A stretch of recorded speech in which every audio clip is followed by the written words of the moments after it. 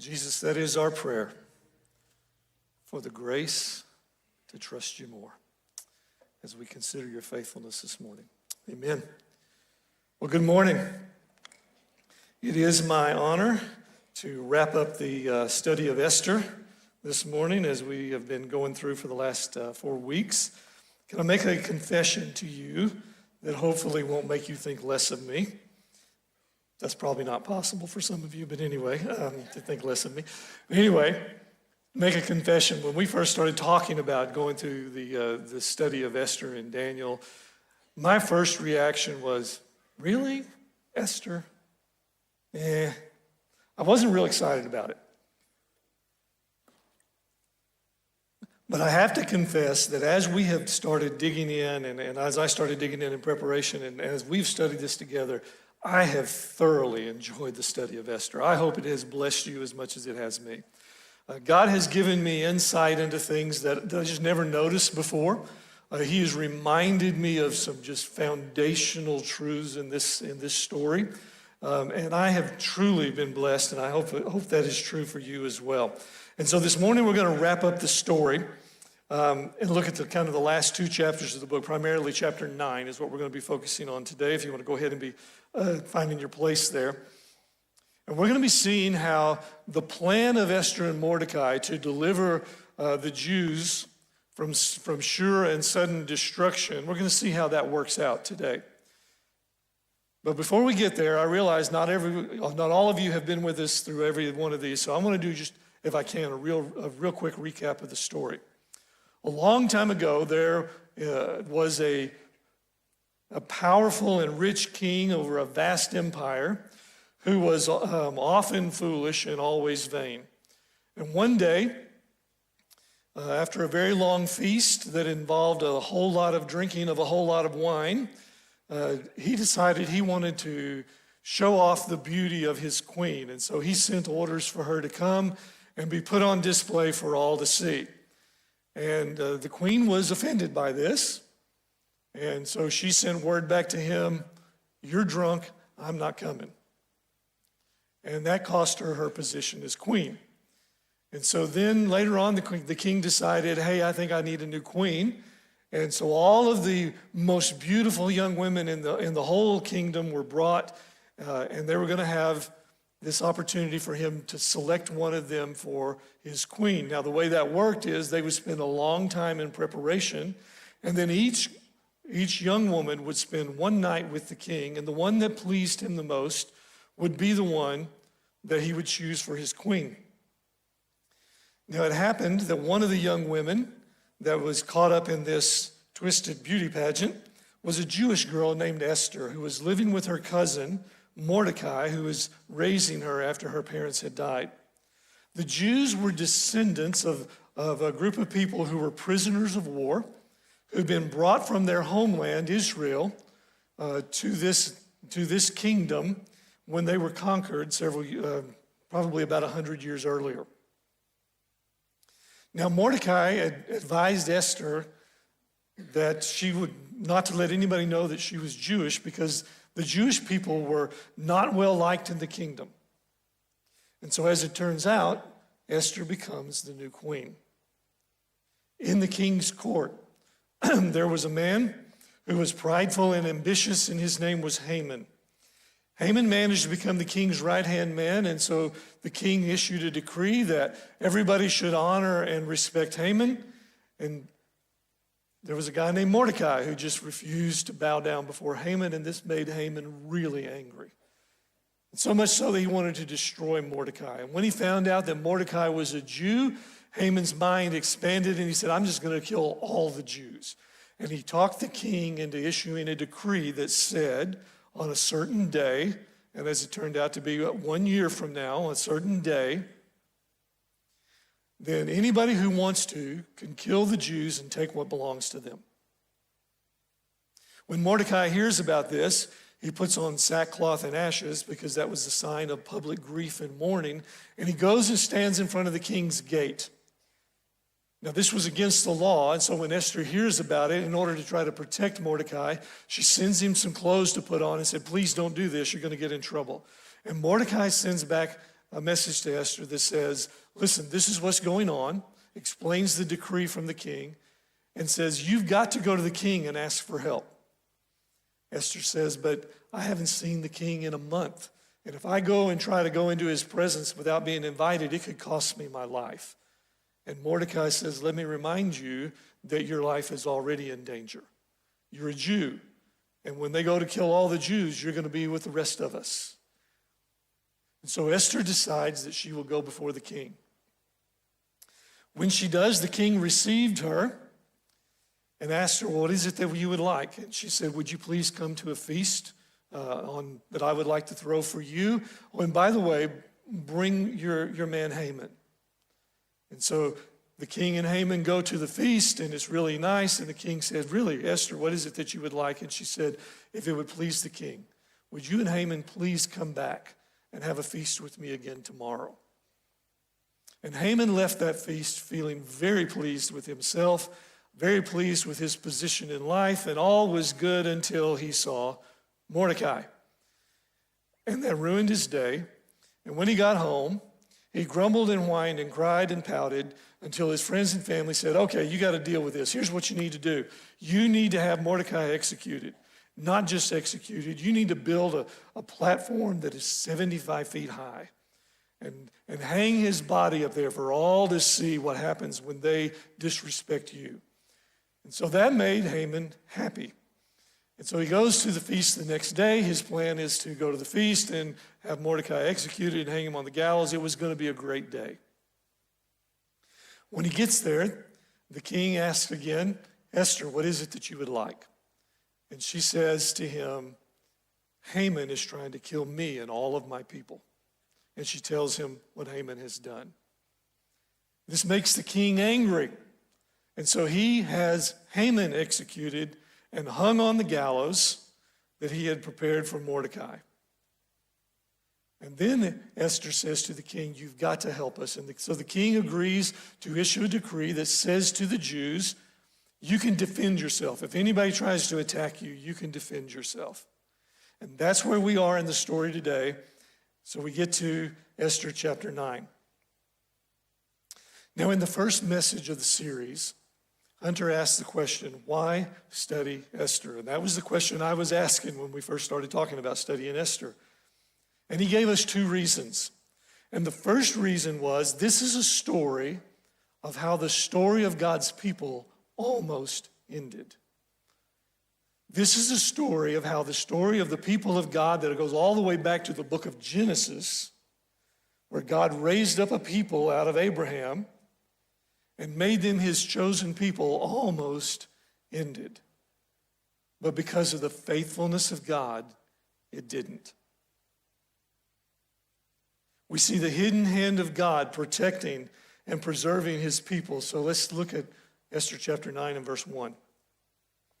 Now in the 12th month, which is the month of Adar, on the 13th day of the same, when the king's command, the command that they could kill the Jews, when king's command and edict were about to be carried out, on the very day when the enemy of the Jews hoped to gain mastery over them, the reverse occurred. Now we mentioned before that Esther is a story of reversals, a surprise shifts in the story. And here we have one. The reverse occurred. Instead, the Jews gained mastery over those who hated them. The Jews gathered in their cities throughout all the provinces of King Ahasuerus to lay hands on those who sought their harm. And no one could stand against them, for the fear of them had fallen on all peoples. All the officials of the provinces and the satraps and the governors and the royal agents also helped the Jews, for the fear of Mordecai had fallen on them. The Jews struck all their enemies with the sword, killing and destroying them, and did as they pleased to those who hated them. In Susa, the citadel itself, the Jews killed and destroyed 500 men, and also killed Parshandatha, and Dalphon, and Aspatha, and Poratha, and Adalia, and Aridatha, and Parmashtra, and Arisai, and Aridai, and Vizatha, the 10 sons of Haman, of Hammedatha, the son of Hammedatha, the enemy of the Jews, but they laid no hand on the plunder. Let's skip down to verse 16.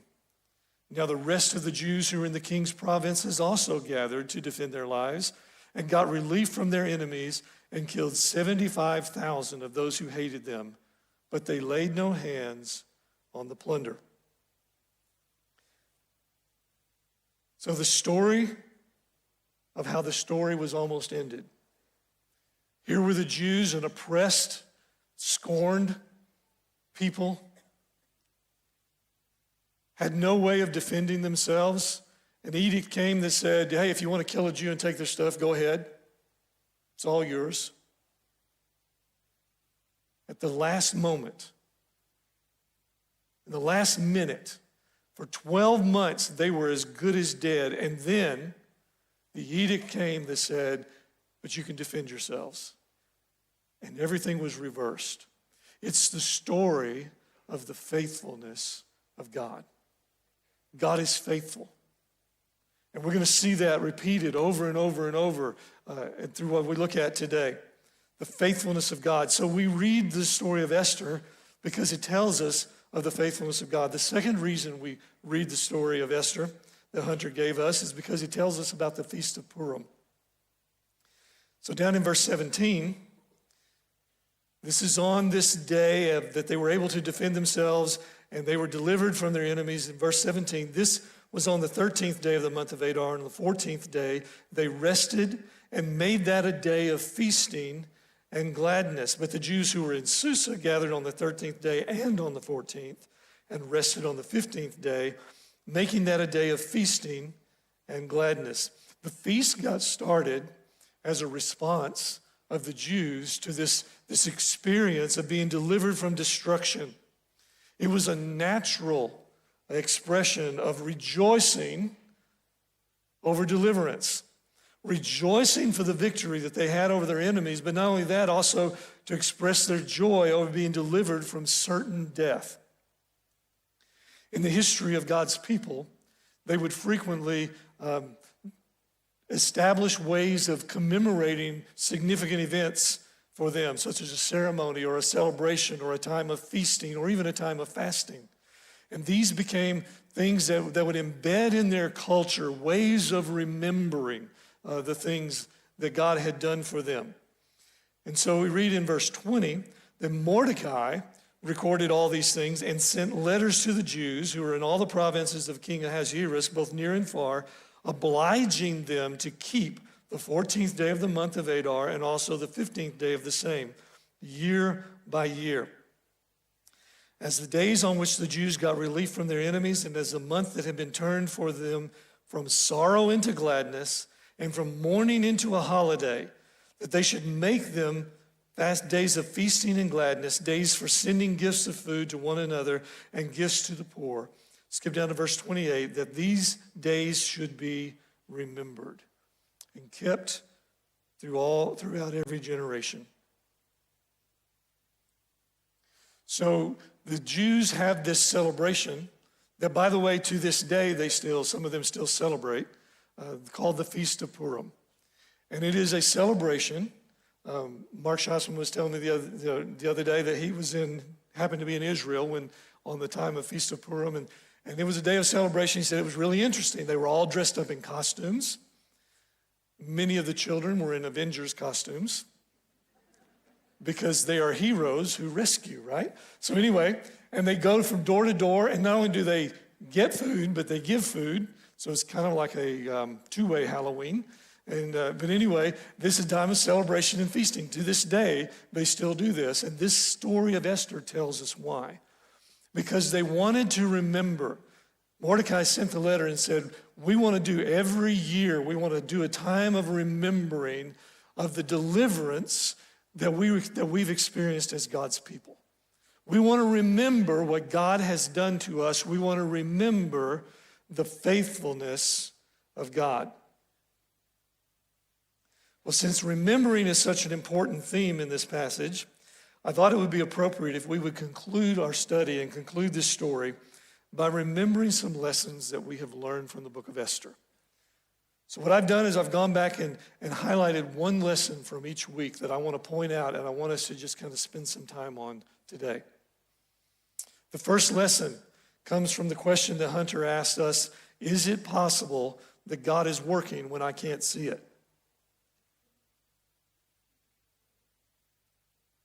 Is it possible that even though I can't see the actions of God, or maybe can't feel the presence of God, is it possible that God is still working?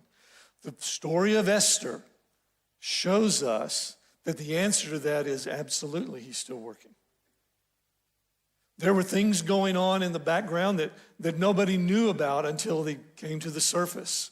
There were things happening, and all of these people thought, oh no, what are we going to do? And yet God was always still working. We see the hidden hand of God. God is still working, whether we see him or feel him. God is present, even when I can't see him or feel him. We need to remind ourselves, like the psalmist in Psalm 139, I can never escape from your spirit. I could never get away from your presence. If I go to heaven, you're there. If I go to the grave, you're there. If I ride the wings of the morning, if I dwell by the farthest oceans, even there, your hand will guide me and your strength will support me. God is always present, and we are always in the presence of God. One of the things that I have worked on in this past year in my own life is to be conscious, to acknowledge, God, you are always present, and then ask, help me to be present with you. You're always here. And so as we kind of go through these principles, I also want to take some time to ask a question and let us contemplate. So the question, if God is always present, even when I can't see or feel him with me, where might God be present in my life that I'm not seeing him right now? Think about that. Where's that thing that you wrestle with that every time you look at it, you just go, God, are you even in this? That circumstance or that problem or that issue, or maybe that wound from the past, or maybe that wound from very, very recent. And you just don't feel the presence of God in it. And you just can't see that God is doing anything in it. What is that thing? Think about that a minute.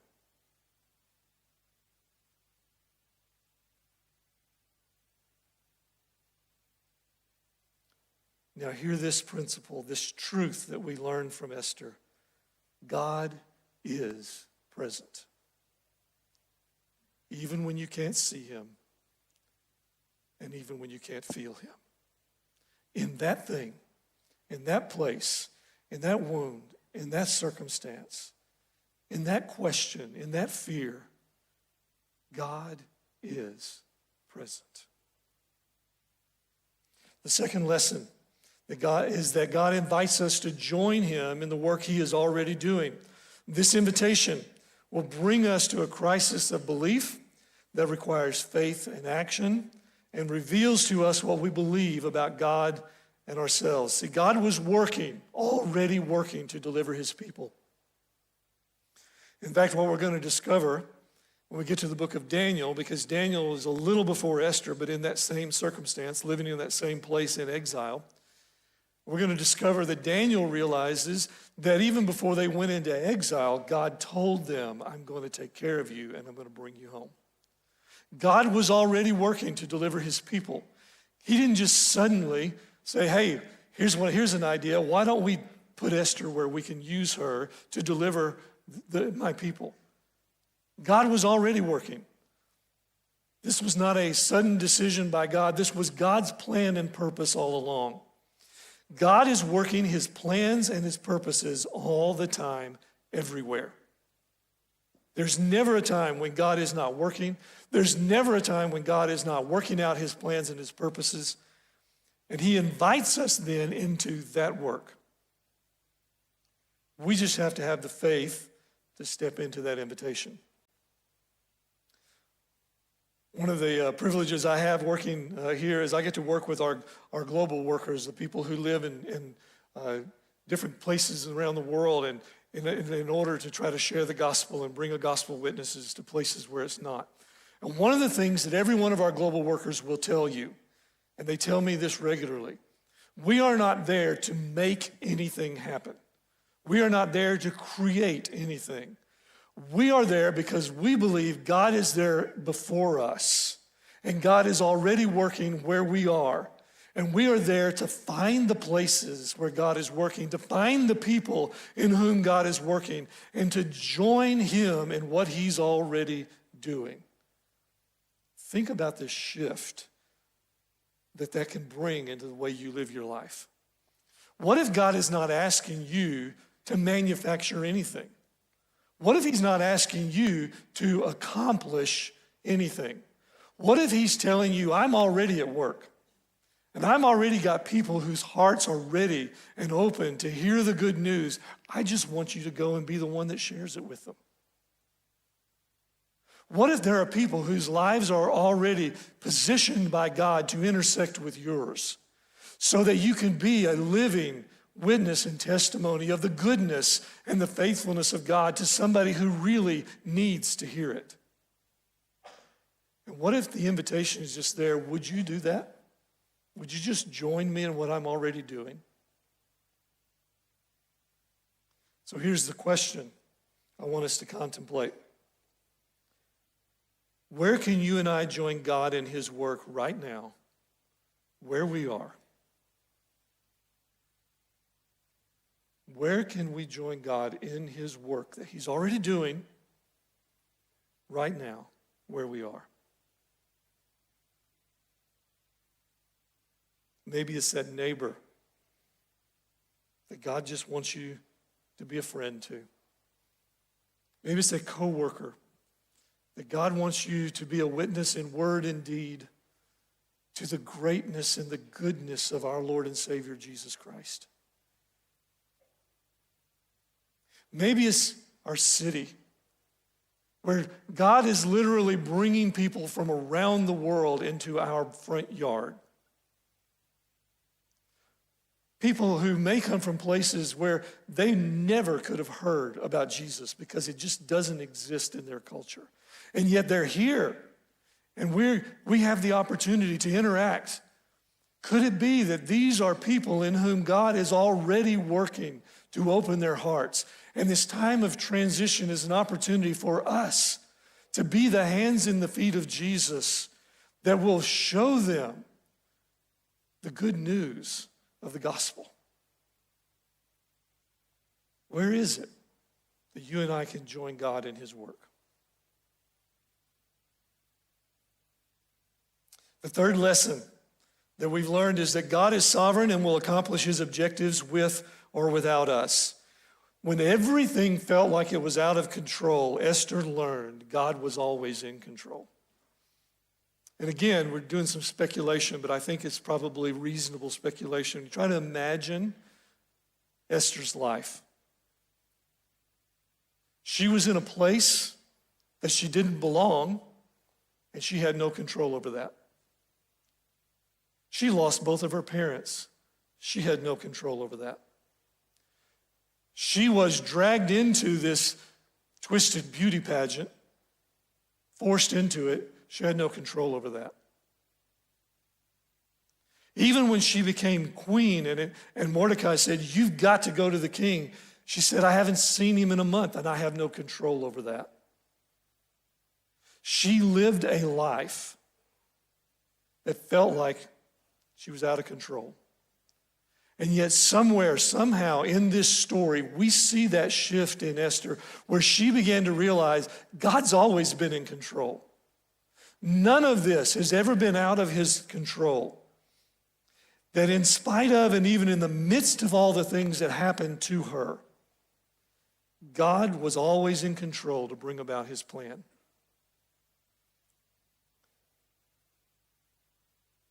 So maybe the lesson you need to remember today is that God is in control in all of your circumstances. So take a moment to consider, what do I need to be trusting God with in my life? What is that thing that you are scrambling, desperately trying to maintain control or even get control over in your life. And it is a constant battle for you, and you feel like you're losing it day in and day out, but you keep trying.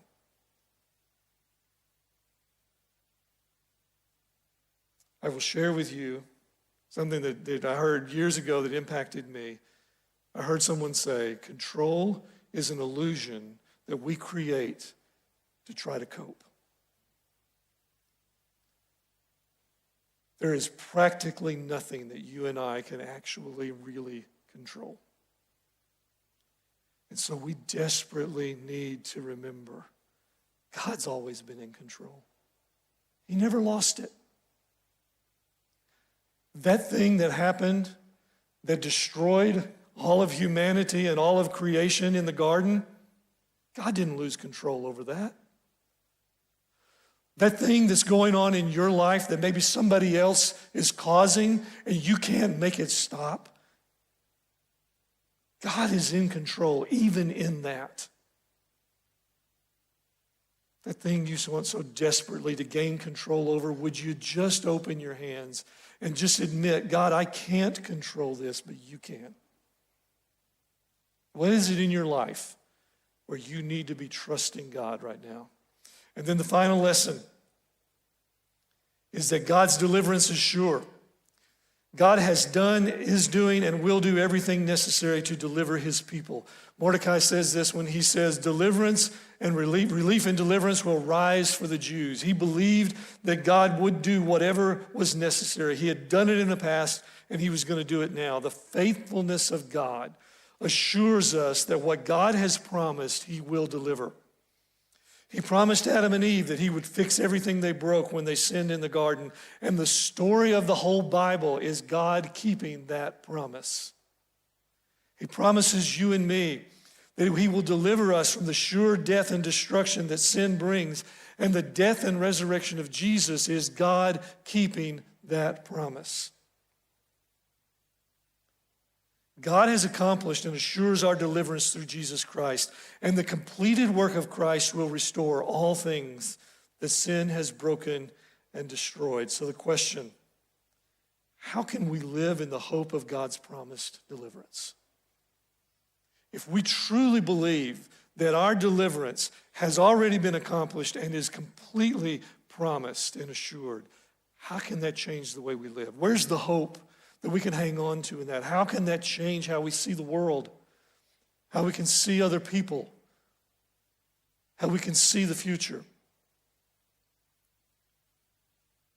How can we live in the hope of God's promised deliverance?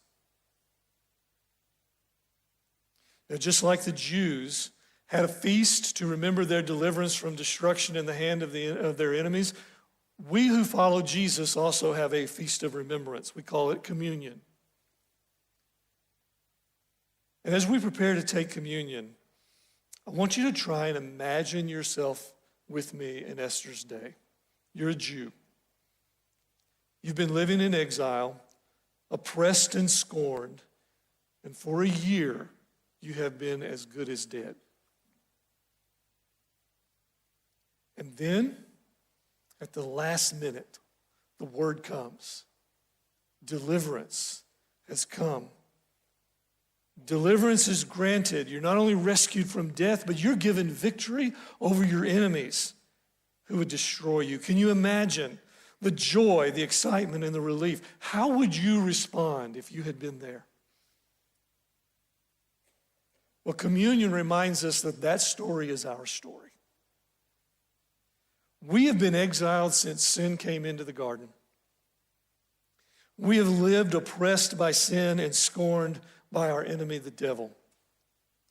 We face certain destruction because the holiness of God cannot abide our sinfulness. But then, as Paul writes in Galatians, at just the right time, God sent Jesus to die in our place and rise again. And not only have we been rescued from God's judgment, we've been given victory over the enemy. And God promises us, he assures us that he will bring us back home where we belong. So as we prepare for communion, let's rejoice and let's remember our deliverance.